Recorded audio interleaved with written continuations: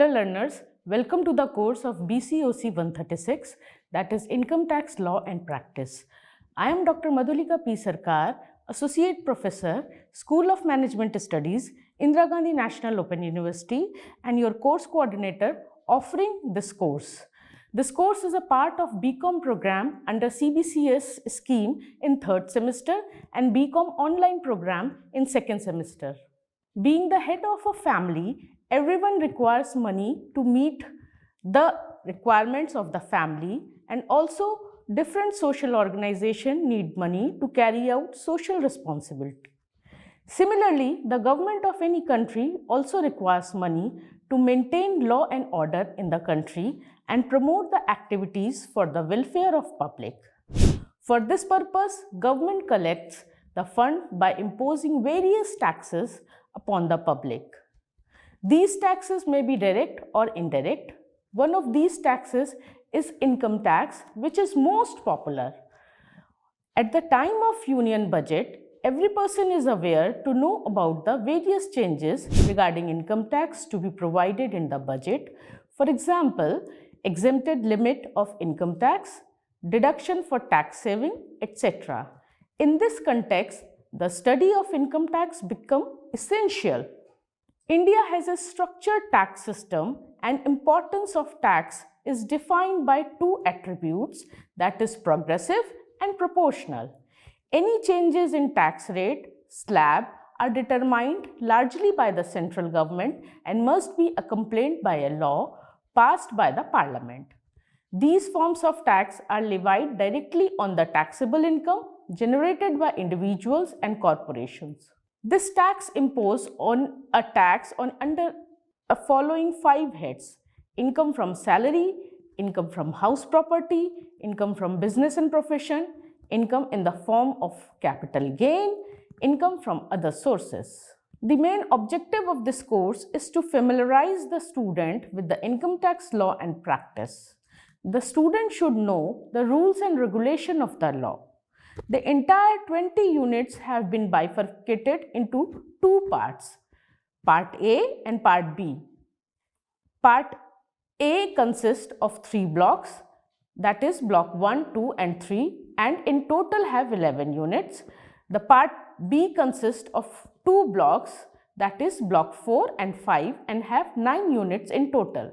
Part A is a block 1, that is fundamental. In block 1 consist 4 units which discuss the basic framework for taxation of income, which includes residential status and tax liability. In the last unit of this block is about the exempted incomes. Block 2 is about salaries. This whole block 2 deals the income under the head salary, consisting of 3 units, that is unit 5, 6 and 7. In salaries, you will learn how to compute taxable income from salary, how to compute allowances and perquisites, retirement benefits, and we will discuss also the various types of provident fund. Block 3 is income from house property and profit and gain of business or profession. In this unit, we will discuss the various concepts dealing with the income from house property, exemptions, concept of annual value and its computation. Unit 9, 10 and 11, that is income from profit and gain of business and profession.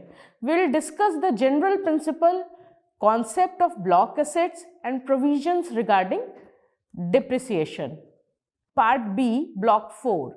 That is income from capital gain and other sources. This block deals capital gain, income from other sources and aggregation of income. Block 5 is the computation of total income and tax liability. This block talks about deduction and gross total income, assessment of individual, assessment of firm, filing of return and tax authority, online filing of return, and the last unit is the leading cases decided by Supreme Court. This is all about the course structure. Now, the learning outcome of the course are, after study this course, you will able to understand amendments made from time to time in the Finance Act. You will understand that how to compute total income and define tax compliances and its structure, enable to insights the basics of Income Tax Act and its implication in computing tax liability of an individual. You will able to file IT return and on individual basis. You will also acquire practical skill to work as a tax consultant, audit assistance and other financial supporting service. You will get working knowledge regarding legitimate way of tax planning under different financial managerial decision after taking into consideration the impact of direct tax law. BCOC 136 follow the 4 quadrants as suggested by SWAYAM guideline.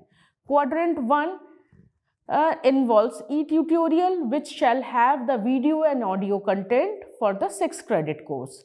Quadrant 2 involve e-content which shall contain self-instruction study material and other e-resources material. Since block BCOC 136 is a part of BCom CBCS course which is also uploaded on eGyan-Kosh and will be used for the self-instructional material. Quadrant 3 is the discussion forum for raising doubts and clarifying the same. Quadrant 4 is the assessment quadrant which shall contain multiple choice question, fill in the blanks, matching question, quizzes and any other forms of questions as requirement. I, Madhulika, welcome you all in this course. Keep learning, happy learning. Thank you.